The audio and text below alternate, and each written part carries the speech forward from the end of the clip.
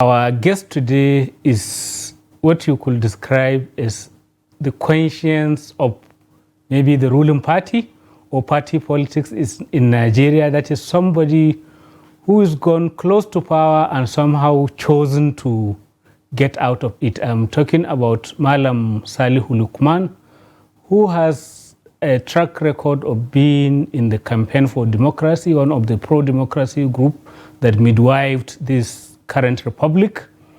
He's been the Director General of the Progressive Governors Forum, from which he resigned. That is not the only resignation he did. He also resigned from the position of the National Vice Chairman of the ruling APC. That was in July this year. Malam Salihu Lukman, welcome to the program. Thank you very much. But I'm not sure I'm the conscience of the party. Probably. I'm just myself. I'm just a committed political activist, coming, like you said, from a background of campaign for democracy. But are you not taking that tradition too far? Because some will say one resignation, fine, but a second resignation and always been in the nay camp. Is that well, no. I think let's get it very clear. Yes. You know, when I resigned from Progressive Governors Forum, it is compelled by the fact that I needed to do that in order for even our governors to remain united. Because we are taking very public position. Exactly, my activist position and my public advocacy was becoming almost like a liability to the forum, in the sense that governors who are members of the forum were becoming divided. In order to save that situation, I was convinced I needed to resign. Because were you pushed or did you jump? No, well, I think it's a combination of the two, because I must tell you, when I was doing what I was doing, I was conscious of the fact that there are governors and party leaders who strongly resent the position I was taking publicly.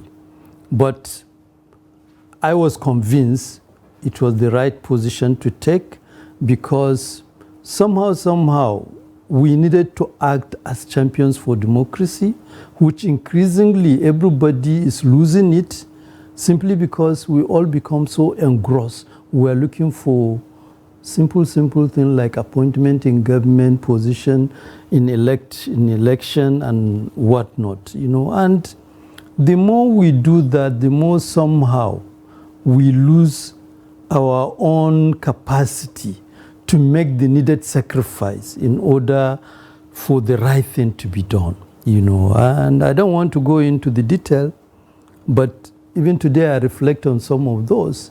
I wish, for instance, our leaders had more listening ears.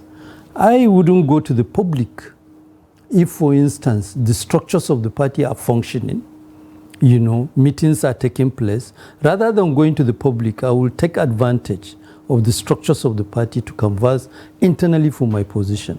Is that the reason why you also resigned from the position of National Vice Chairman of the party? I had to resign from the position of National Vice Chairman because of the combination of, I will say, two fundamental reasons. One is that already the campaign to get Senator Abdullahi Adamu and Senator Yola Mishore to resign, I championed it, you know, and we succeeded luckily because leaders of the party supported it, including President Aswaju. Probably because of the position taken, especially by Senator Adamu, exactly, who backed a different candidate. Definitely, that is, but it's not all. I mean, I think the fundamental reason was that there was reluctance on his part, and I'm saying so publicly, to adjust after Aswaju has emerged as the president of the country and accept Aswaju as the ultimate leader of the party. But yeah. I saw him publicly going to Tinubu's Those place, were different things. Him, I mean, for instance, and all of that, and he was often look, the villa. The reality of our democracy is such that national chairman of the ruling party and the president, their mouths should be the same. Now, when you have a national chairman almost going against the president, is not going to be healthy. And that was the case, especially when we were faced with the challenge of negotiating for the leadership of the 10th National Assembly.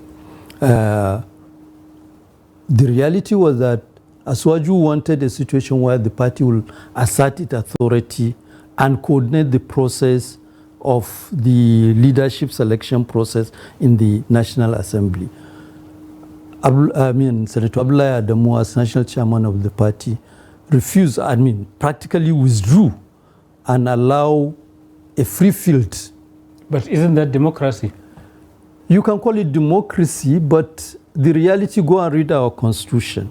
Our party constitution indicated we were supposed to produce guidelines that will regulate the conduct of the emergence of that leadership, which will include necessarily coming up to decide on zoning, who come from what area, because our constitution recognizes the diversity of this country, both the party constitution and the country's constitution.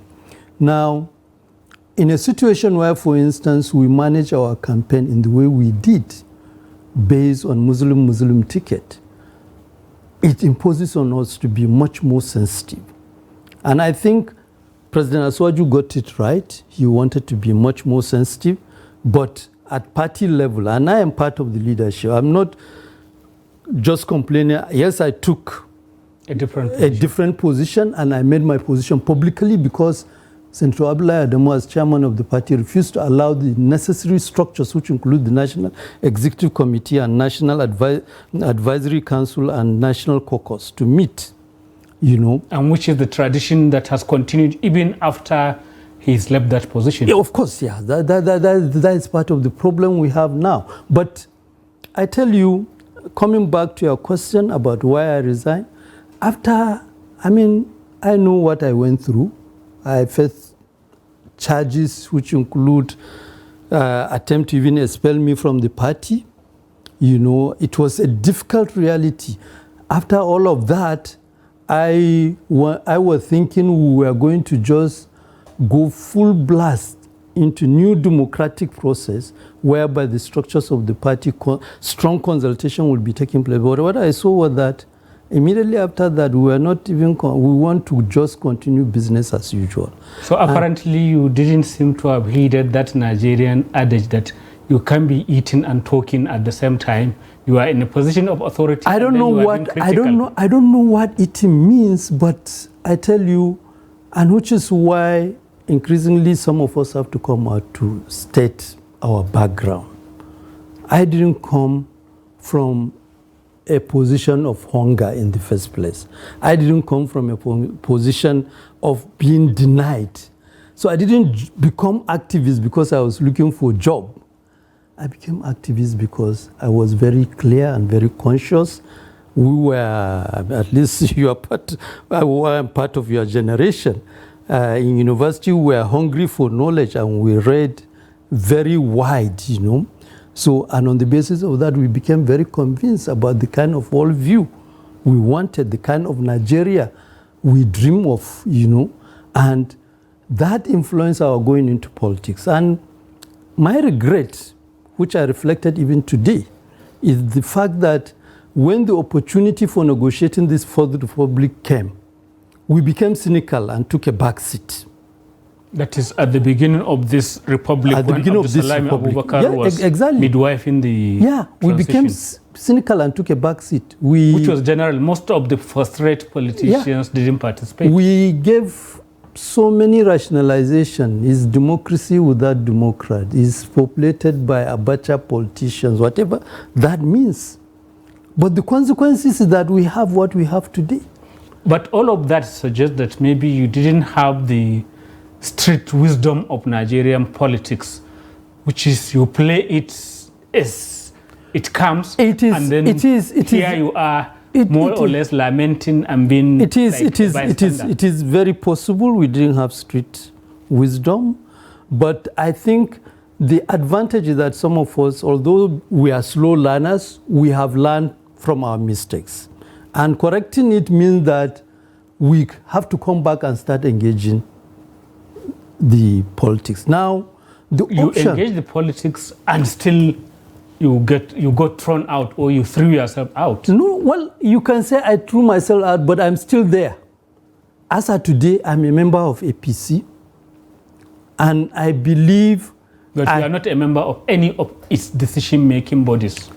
It is true, I'm not a member of any of its decision-making bodies, but the reality of it is that we can negotiate it. How? I mean, which is Will what... the powerful people be listening to you? I think people listen, because I'm not the only one that is affected. Just like I am complaining, there are many powerful leaders that are complaining. Now the question is, we should stop agonizing. The weapon is that we must learn to organize.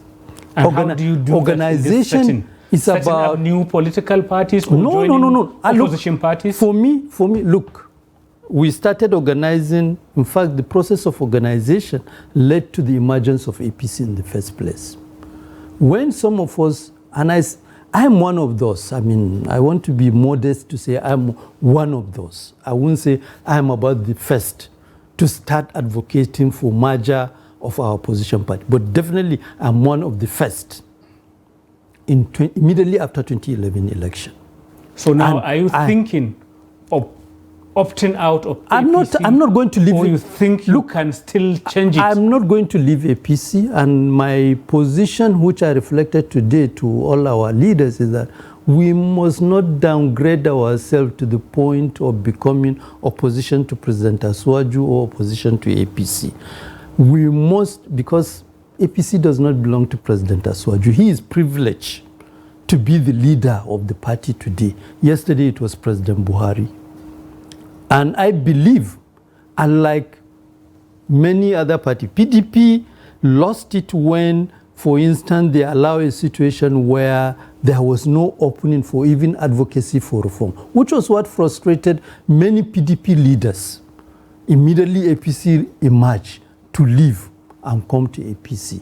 And I see the trend, even last election, 2023, people like Senator Konkoso and Mr. Peter Obi left PDP because they concluded that they can't get what they want. Although my argument is that generally some of our leaders narrow their politics to the question of contesting election, which is for me the drawback. Now election is not going to take place until 2027. So what do you do between now and 2027? The lesson we learned from 2011 was that we could engage ourselves and negotiate substantially to reform what we have, which was what led to the merger negotiation that led to the emergence of APC.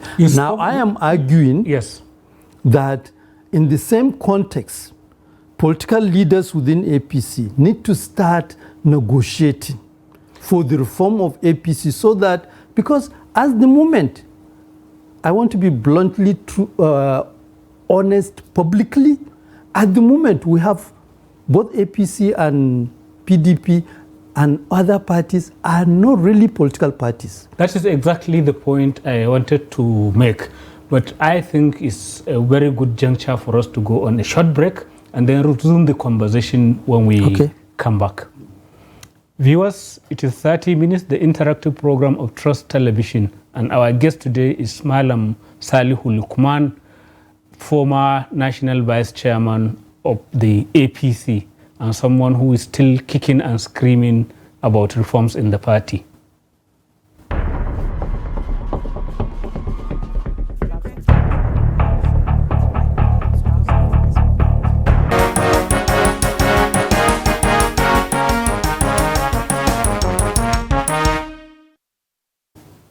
Welcome back. It is still 30 minutes, the interactive program of Trust Television.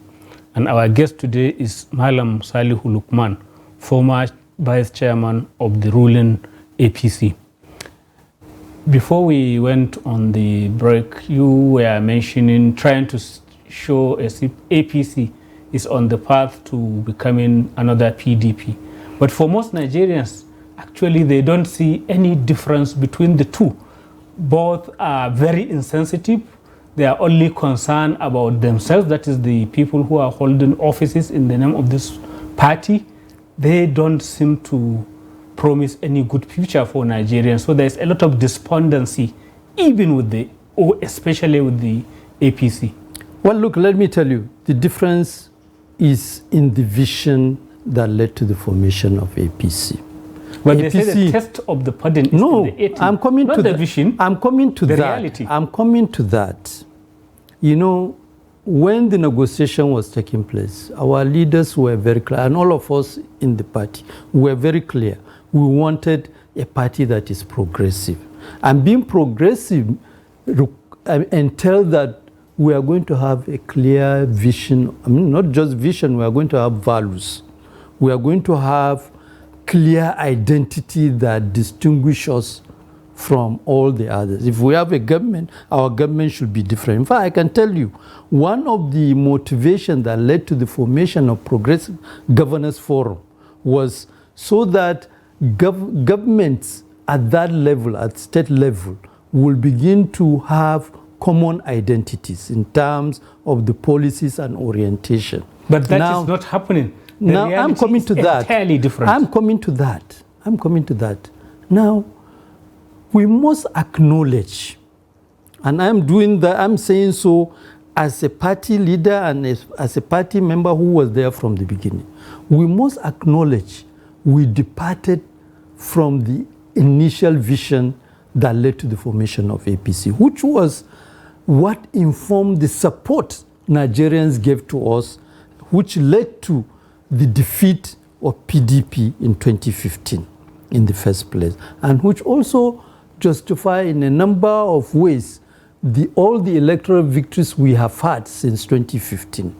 Now, over time, and this, I don't run away from it, I keep saying we have damaged ourselves so much that now it's theoretical to talk of difference between APC and PDP. Exactly the point I want to make there. What is progressive about your government implementing World Bank policies that are causing so much poverty in the country? I don't think the challenge, which is what informed my advocacy, to say that, look, we must go back to our funding. When I was campaigning for the removal of Abdullahi Adamu and Senator Omishori, my advocacy was about returning APC to its founding vision. But then others took advantage of that, kicked them out, and continued with exactly what we are seeing now. And for me, rather than surrender to that, we must remain alert and continue advocating.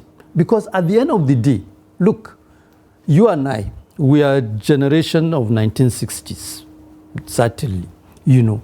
So we are lucky to have gone through very good schools, you know. We had access to jobs after school. Now, generation of our children have lost that largely because we have mismanaged what we inherited. Now, including what your party is doing. Exactly. I mean, I'm not in denial. My argument is that our leaders, if we want to correct this, our leaders must not be in denial. And I feel really, really agitated when I see our leaders being in denial. I mean, 2 weeks ago, I had to come out publicly and say that, look, we should take responsibility. We should stop, because I see two of our leaders coming out publicly to blame Buhari government for the current hardship. And my argument is simple, no. You are the same party. Buhari, not just the same party. Buhari government is not the one that removed petroleum subsidy. It's not the one that float the current exchange rate. You know, and these two issues are practically responsible for the current hardship. And there's nothing progressive about it, if I should remind you. It could have been progressive if it come with very good planning in terms of what needs to be done. You could see a trajectory moving forward in terms of a recovery plan, which is absent now. Now, when I say we should be responsible, our leaders and President Aswaju should take responsibility, it's so that they realize they should stop blaming. The blame game has to stop. Buhari is no longer the president of this country. And coming from the same party, if, for instance, former President Buhari has mismanaged the country, and still, after that, Nigerians in their wisdom voted our party, it means second opportunity to correct whatever may have been the problem President Buhari will have created. But is anyone listening? Is anybody listening to you? Look, the challenge before us is to force especially our leader, President Aswaju, to listen. Because the consequences of not listening, they may think they are comfortable now. By 2027, eyes will open. Nigerians have tasted the good fruit of dispensing with leaders who have failed to meet the expectation of citizens. That was the medicine given to former President Goodluck Jonathan. I don't want us to experience that medicine. So as a party member and as a party leader, I am up on my toes, appealing to our leaders and campaigning so that we wake up and do the right thing, and continue to enjoy the advantage of winning election. But are you not being academic? I see that you write a lot. You are always writing, not just articles, almost on a daily basis, but you are also writing books all about this, you believe that things ought to be corrected. Let me put it this way. Does it work? Let me put it this way. You see, the disadvantage of being an intellectual in Nigerian environment is that you get despised, and sometimes you are made to almost believe you are almost like a criminal. You are not wanted. People will say, that is academy. The first thing, you and I are Muslims. The first thing Allah sent to mankind is the Quran, the verse, and the first instruction is read, isn't it? Which means even our religion, and I believe in Christianity, they recognize the role of knowledge. As a person, the only asset I have is the little knowledge I have. So if I'm going to go out there, I don't dismiss the role of money, but you and I may not be privileged to have the kind of money, and I don't believe the right thing, money will buy the right thing. But all I want, I don't lament. When I see a problem, I sit down and think in terms of what are the ways to solve the problem. When I write it, I get some relief and get some satisfaction. But do the leaders, the people you are addressing, do they read? Because these are extremely busy people who are only I think to be frank, they read. Concerns. To be frank, they read. They not call you up to say, "Oh, I receive. I must admit publicly, I get responses from leaders. Even on my way here, one of the leaders called me to thank me for what I'm doing, and that is enough encouragement. It may not translate into naira and kobo, but for me, it is what gives me the blessing to continue to survive. So that sort of cements your role as one of the conscience of the party. Well, it's something you it's not naturally. Something I want to carry on my head, no. I'm just doing my prayer always, even when I write, before I send it out, I pray that I hope it is able to touch the heart of our leaders, and I also hope it will not be projected as something personal to me. But judging by what some of the leaders are doing, that's their primary concern. Look at the supplementary budget, 15 billion naira to be spent in addition to what has all been spent on the residence of the vice president. The National Assembly people voting to buy nearly 200 million naira a piece of vehicles. And their defense is that the roads are bad. Instead of fixing the road, they fix their own comfort.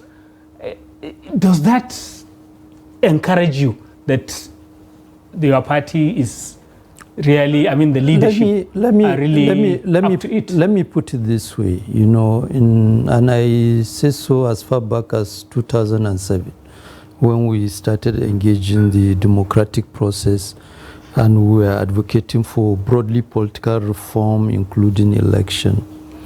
The challenge, and that is why now I'm focusing on political parties, because if our parties function, the capacity to regulate the conduct of elected representative and even appointed one will be very high. We can be able to make them accountable. Right now, like I said, we don't have parties because our elected representative, all of them are acting independent and nobody is calling them to order. Why is it so difficult to function as proper parties as we had in, say, the Second Republic? Exactly. Where there are caucus meetings where things are discussed ahead of time. I'm happy you are getting to that point. My view is that it is possible to return to that mode, but we must all work very hard. Now, in the same way our parties have degenerated, our families have also degenerated. Now, I was discussing with my friend in National Orientation Agency some weeks back that, look, the business of reorienting this country is beyond the question of just sitting down in Abuja. We must have the capacity to bring back some of our old values, you know, which is the point you are making. Now, if our parties are functioning and structures like National Executive Committee are working, you know, in fact, not even National Executive Committee, a ward structure, because at ward level, many of these people in National Assembly, House of Reps, for instance, they are closer to the ward. You know, they are not members of National Executive Council of the party. Maybe a few of them are. As we are close to the end of our time, I want to ask you one question, and I hope you can respond in 30 seconds or so. I mean, with all that you have said, with the parties losing track, do you fear that what seems to be happening in the region, that is coups, could come to Nigeria? Because you have governments that do not have the confidence of the people. So all you need are some opportunists who will come talking of salvation. I do fear, I must confess, I do fear, I will lie. Because when we allow our readers to take reckless decision and believe they can get away with it, it sends the wrong signals. I want to appeal to our leaders that the solution to coups, I mean, I don't want us to we have seen it in Niger Republic, Burkina Faso, where elected government are overthrown and then citizens welcome the military.